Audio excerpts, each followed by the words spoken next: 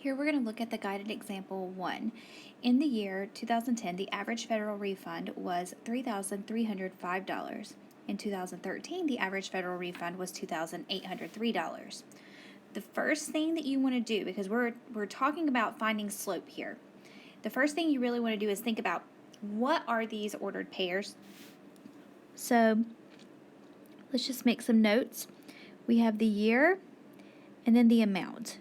So when you're writing these ordered pairs, you're going to write 2010 and then 3,305, and then your other ordered pair is going to be the 2013 and 2,803.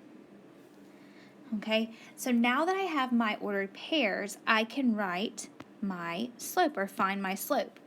So remember that slope is the change in y over the change in x, okay, or y1 minus y2 over x1 minus x2. So, and it doesn't matter if you start with y1 or y2, as long as you do the same thing each time.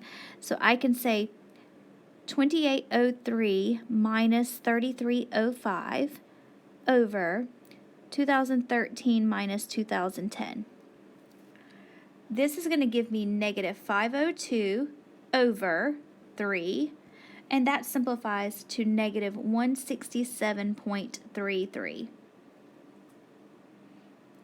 Okay, so as I am writing my interpretation here, I want to make sure that I'm talking about what this number really means, right? What does this negative 167.33 really mean?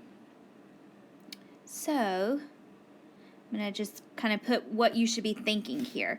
So if you're thinking negative 167.33, this is like over 1.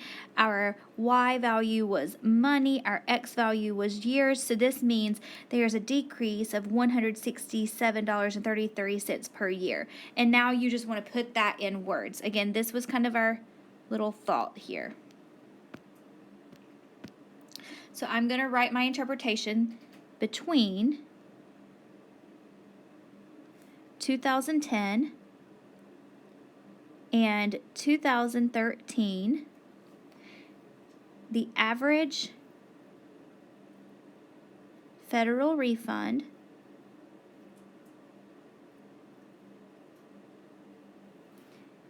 decreased